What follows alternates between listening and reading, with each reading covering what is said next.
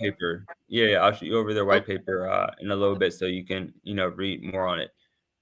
Okay. Great example. People read white papers for different cryptos. Read a lot of Yes, white papers. That's such a absolutely. great thing to do. Uh, so kind of scoping out to like more of the geopolitical world, because obviously crypto is not like contained within itself. It kind of touches so many different things when it comes to politics, financial systems, things like that overall. Are there any like events that have been like catching your attention that you see impacting crypto or leading up to like the next bull run? Your Wi-Fi had went out. You said, is there any events that's been catching my attention? Yeah, just overall looking at like the geopolitical landscape of just what's happening in the world and how that's leading to crypto playing a bigger role. What are like some of the activities or the organizations that you kind of most follow that other people can follow and events that you think are important personally? It's an event coming up now in South Africa with BRICS. That's something that Hmm. everybody should be paying attention to because that's gonna change the world. Essentially, a lot of people don't think it's a big deal, but it is because Hmm. all of those countries and all those places coming together, they're stronger together than individually. So, that's the biggest one I've been paying attention. That's where my focus has actually been the last like month and a half, just trying to keep up with what they're doing in South Africa and Russia and China, because in India too. And once I saw that the Saudi Arabia, um, once I saw that they applied for BRICS, I was like, okay, this is a big deal because you got to think about all the heavy hitters coming together. And I'm like, and then on top of that, I'm paying attention to who's ditching the U.S. dollar and who's getting ready to start using gold-backed digital currencies, like because all of that is taken into account. So that's, I would say, the biggest event that everyone should be paying attention to. I think some people are trying to dumb it down. I don't know if they're trying to do it out of fear or what, but Hmm. listen, people, everyone needs to be paying attention to the BRICS summit. I know it's between August 22nd and the 24th, but they have some stuff going on right now. I know some stuff happened a couple of days ago. But yeah, that's what I see. I see some changes coming after they make that announcement. Especially if they're going to announce a gold back digital currency, and they're already talking about de-dollarizing and all of that. Hmm. So that's gonna affect us here. That's gonna cause inflation to go crazy if they stop accepting the dollar overall. And they have a lot of countries have started ditching. I know. It was a couple countries this morning that India they just started a trade and they use I think rupees, but yeah they Hmm. didn't use the U.S. dollar to trade. So that's a big deal. Like that's a huge economy, and they're going to be a strong economy in the future.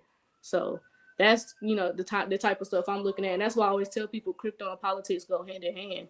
You can't not look at politics, you know what I'm saying, and be into crypto. You kind of got to look at both. Hmm. Yeah, I think, I haven't followed like what's been going on with bricks too heavily, but it's definitely like come across my way as well. So, to my understanding, just to make sure I've been following it correct, and anyone listening can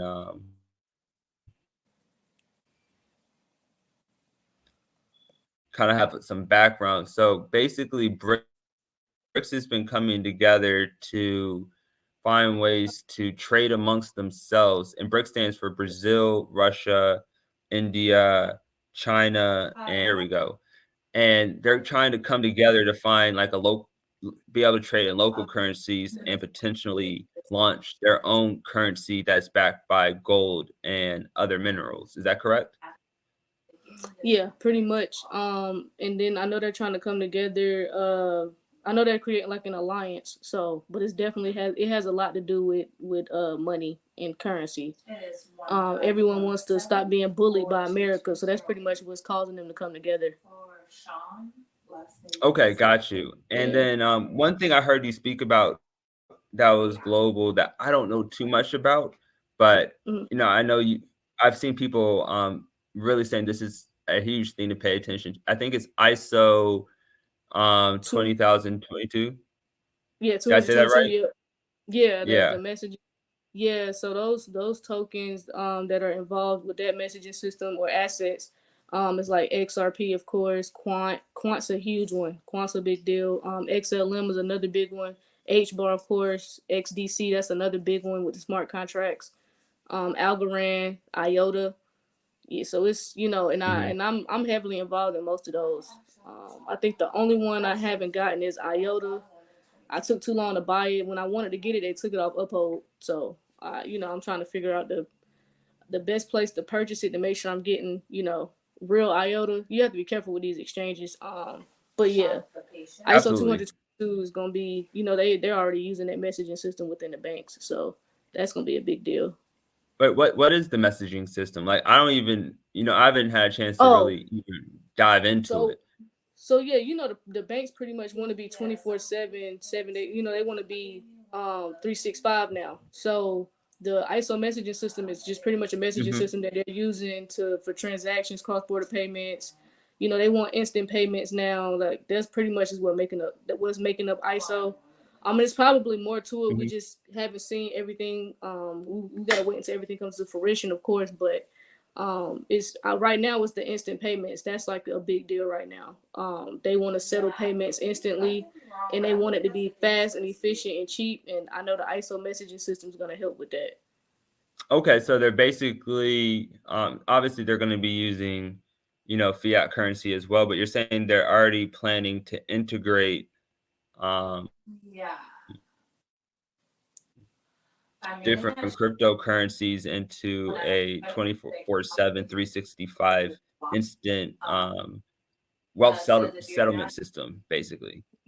Yeah, like they're using Ripple, they're using Zenfin, they're using Hedera, like they're using all of their systems to create this. That's pretty much what I'm getting from it right now. But like I said, I don't think everything has came completely out right now. I think we're getting like half a story with it. As far as because I don't like a lot of people want to know how is this gonna look and stuff, and I don't think no one has an answer until we see it. But I Mhm. do know they want to speak. I know instant payments is the one that we can speak on right now because that's why they came out with Fed now, Mhm. which is using ISO. So and they're using HBAR too. So yeah, that's really what's going on is the instant payment. So people for the first time will be able to go into the store, return something, and get their money back immediately. They don't have to wait that 3 to 5 business days. Like it's a game changer. I know some corporations have already started paying people daily once they get off work. Like people are getting their paychecks after they clock out. Like they'll get paid after Mhm. every shift. That's the changes that are getting ready to occur, and that stuff is going to play a huge role in society because we've never went to work and clocked out and got paid. Once we clocked out of work, like that's unheard of. So, or even returning something at the store and getting our money back, as soon as we return it, like that's unheard of. So, that's getting ready to change a lot because they want to move money at the speed of light. So Mhm. that's gonna change everything. And then being able to move like $50 million to from here to Africa and it's only gonna cost you fractions of a penny. That's unheard of.